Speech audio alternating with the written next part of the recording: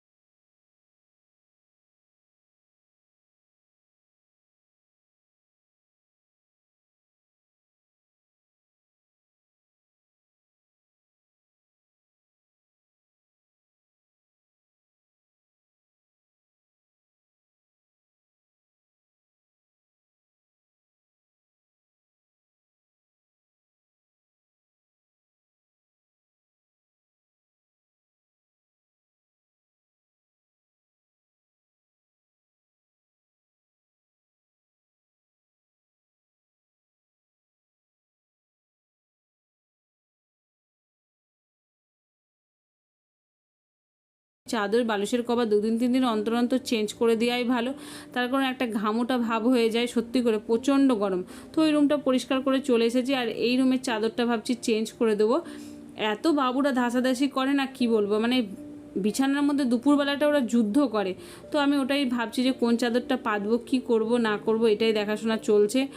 আর ডিভানটার মধ্যে অনেক জিনিসপত্র আছে, ওগুলো ও বাড়িতে যাবে। যখন ডিভানটা খোলা হবে তখনই আমি শুধু ভাবছি যে কীরকম দিন যাবে। তার কারণ হচ্ছে একটা জায়গা থেকে অন্য একটা জায়গায় শিফট হওয়া কিন্তু সত্যি করে খুব খুব কঠিন। আর তোমরা কি বলবো, অনেকেই অনেক রকম কমেন্ট করছো, কিন্তু কিচ্ছু করার নেই। আমি যা সেটাই আমি বারবার করে একই কথা বলে আসছি যে আমি যেভাবে বাড়িতে থাকি সেইভাবে আমি আমার ভিডিওটা শ্যুট করি, সেভাবেই তোমাদের সঙ্গে পোস্ট করি। আমি সেরকম আগিয়ে বাড়িয়ে কোনো কিছু বলি না। তাতে তোমাদের যদি ভালো লাগে ভালো, আমি যেরকমভাবে চলে এসেছি মানে ভিডিও করে এসেছি সেইভাবেই করব। তোমরা আশা করি পাশে থাকবে, এটাই আমি আশা রাখি। আর আমি কারো কথা কোনো কিছু কানে মনে করি না, কেন আমি মনে করি আমি ঠিক তো সব ঠিক, এটাই মনে মনে ভাবি। মাঝে মাঝে সত্যি করে ইচ্ছে করে আর ভিডিও করবই না। কিছু কিছু কমেন্ট দেখে মন খারাপ হয়ে যায়, কিন্তু কি করব বলো, আমার এটা করতে ভালো লাগে। সকালে লাইফস্টাইল মানে আমার নিজের লাইফস্টাইলটা শেয়ার করে করে এমন একটা অবস্থা হয়ে গেছে, না করলে সত্যি করে মনটাই ভালো থাকে না। আর এই জায়গাটা আমি যত পরিষ্কার করি ততই নোংরা হয়ে যায়। কি করব বলো তো, কিচ্ছু বলার নেই। আর আমার ছেলে তো আমার সাজগোজ এদিক ওদিক সেদিক সব কিছু ফেলে দেওয়া কাজ। আর আজকে আমাদের পাড়াতে আছে পুজো। তো দেখো এখানে দেখো সবাই ঢুকছে আমাদের ফ্ল্যাটে। তো আমি তো ওপরেই আছি, দেখলাম প্রণাম টনাম করে নিলাম। তারপরে জামা কাপড়গুলো কাচা হয়েছিল, তো সেইগুলো নিয়ে এখন ছাদে চলে এসেছি। আর প্রচণ্ড রোদ, মানে রোদে থাকা যাচ্ছে না। আজকেও জুতো পরতে কিন্তু আমি ভুলে গেছি। তো এখন আমি ঝটপট করে এই যে জামা কাপড়গুলো মেলে দেবো। তারপরে নিচে অনেক কাজ আছে, বর তো পুরো কাজ বাড়িয়ে দিয়ে চলে গেছে। তার কারণ হচ্ছে এই যে সবজি টবজিগুলো বের করেছিল, তো ওইগুলো আবার গোছাগাছি করে ঠিকঠাক করে রাখতে হবে। মানে কাজের শেষ আছে, যদি মনে করি একটু কম কাজ করব সেই দিনই হয়ে যায় অনেক কাজ। তো এখানে দেখো এই যে চলে এসেছি, আর বরের এই যে সবজি টবজিগুলো সব রেখেছে, এইগুলো এখন আমি ঠিক ঠিক করে ভরে দেবো। তার কারণ কী রান্না হবে না হবে সেগুলো দেখছি। টমেটোগুলো একটু একটু খারাপ হয়ে গেছে, তো খারাপ টমেটোগুলো বের করে নিচ্ছি। তো কী রান্না হবে না হবে তোমরা সবটাই দেখতে পাবে। তার জন্য পুরো মানে ব্লগটা দেখতে হবে, আমার সঙ্গে থাকতে হবে, পাশে থাকতে হবে। আর তোমাদের সত্যি করে সাপোর্টের অনেক দরকার, তোমাদের সাপোর্ট ছাড়া আমি একদম কিন্তু অচল। আর যে শাকটা ছিল ভাবছিলাম ওই শাকটা বানাবো, বলতে গেলে পাটের শাক। তো এখানে দেখো পাটের শাক আছে, বর নিয়ে এসেছিলো, তো আমি রাত্রে বেছে টেছে রেখে দিয়েছি। তো আমি কীভাবে পাটের শাক রান্না করছি সেটা কিন্তু তোমাদের সঙ্গে শেয়ার করছি। তো আমি দেখো রান্না বসিয়ে দিয়েছি, একবার করে বাইরে গিয়ে আমি মশলাগুলো ছাড়াচ্ছি। আদা রসুন ছাড়াতে প্রচণ্ড বিরক্ত লাগে, আর সবসময় আমি আদা রসুনটা অনেকটা পরিমাণেই ছাড়িয়ে রাখি। আর এখানে দেখো আমার মাংসর জন্য আলুটা ভাজা হয়ে গেছে, আলুটা তুলে নিচ্ছি। আর এখানে পাটের শাকটা আমি হলুদ লবণ আর একটু খাবার সোডা দিয়ে সেদ্ধ করতে দিয়েছি। আর এইভাবে আমি আমার মায়ের রান্নাটা দেখেছি বলে এইভাবেই করি। আর পাটের শাকটা কি বলো তো, খুব একটা ঝোল ঝোল করবো না, শুকনো শুকনো করবো, খেতে কিন্তু ভালোই লাগে। তো এখানে দেখো পাটের শাকটা যে ফোড়ন দেবো, শুকনো লঙ্কা আর রসুন, আর এটা দেখো সেদ্ধ হয়ে গেছে। আর একটু মিষ্টি মিষ্টি করলে কিন্তু খেতে খুব ভালোই হয়। তো তোমরা কিভাবে রান্না করো সেটা কিন্তু অবশ্যই কমেন্টে জানাবে। আর এখানে দেখো মাংসের জন্য আমার পেঁয়াজটা ভাজা হয়ে গেছে, আমি দুই দিকে রান্না কিন্তু বসিয়ে দিয়েছি। মানে তাড়াতাড়ি রান্নাটা হয়ে গেলে আমার তো বাকি আরও কাজ থাকে, তাই না? তো এদিকে দেখো মাংসটা বসিয়ে দিয়েছি, আর এইদিকে বসিয়ে দেবো কেদুরি। কেদুরি ভাজা কিন্তু আমার মেয়ে খেতে প্রচণ্ড ভালোবাসে, আমিও ভালোবাসি। কেদুরি পোস্তও কিন্তু সেটা আমার মেয়ে ভালোবাসে না, একটু ভাজা ভাজাটাই ভালোবাসে। তো দেখো এখানে মাংসটা বসিয়ে দিয়েছি, আর এদিকে কেদুরি ভাজাটা বসিয়ে দিয়ে ঢাকা দিয়ে আমি ঘর ঝাড়ু দেবো, ঘরটা মুছবো। কেন একটা বেজে গেছে, বাবুরা দিকে চলে আসবে। বাবুরা চলে এলে তখন আমার আর কোনো কাজ হবে না। মেয়েকেও বলছে স্নান করার জন্য। আর কেদুরি ভাজা কী বলো তো, একটু মিষ্টি মিষ্টি করে খেতে ভালোই লাগে। আর শাকটা তো হয়েই গেছে, ভাবলাম নিম পাতা ভাজবো না, এই উচ্ছেগুলো খারাপ হয়ে যাচ্ছে। তো আমার ফেভারিট, তো ওকে কেদুরি ভাজা ভালো লাগে। আর তোমার হচ্ছে কি বলো তো, উচ্ছে ভাজাটা মানে উচ্ছেগুলো নষ্ট হয়ে যাচ্ছে, তখন আমি না উচ্ছেটা রেখে দিই, কালকে বরঞ্চ নিম পাতাটা ভাজবো। আর এদের মঙ্গলবার জন্মবার, তো মঙ্গলবার খাই না। আর হচ্ছে শনিবার তো খাই না। তো দেখো এইটা এখন ঢাকা রেখে দিচ্ছি, একদম মিডিয়াম আঁচ করি, নাহলে একটু কসকস থাকবে, সেদ্ধটা কম হবে। আর চিকেনটাতে কিন্তু অনেকটাই জল বেরোবে। তো চিকেনটাকে ভালো করে এখন নেড়ে চেড়ে মিডিয়াম আঁচে রেখে দিচ্ছি। আর এখানে এই যে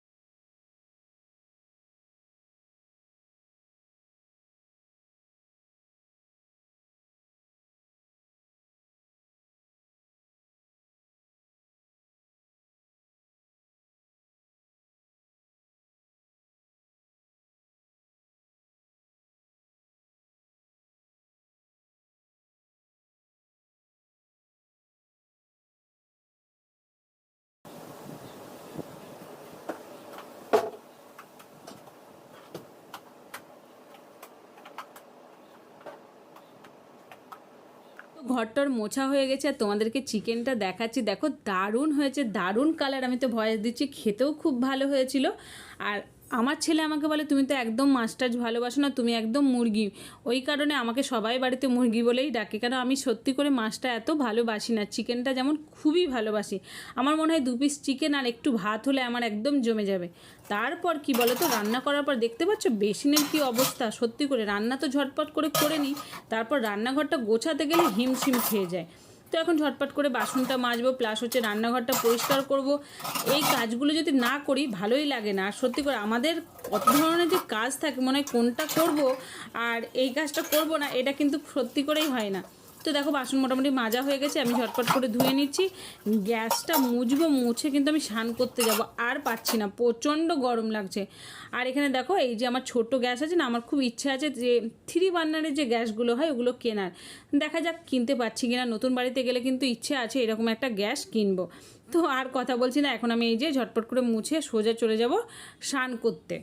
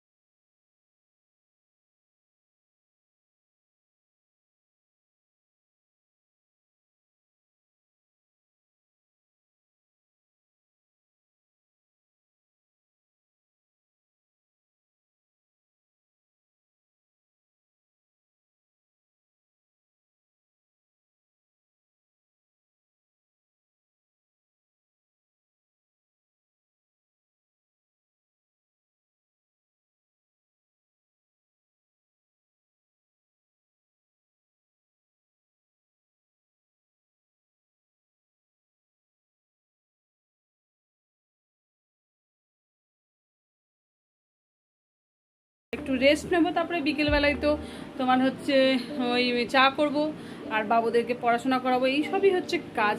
তো চলো আজকের মতো টাটা, বাই বাই, লাভ ইউ।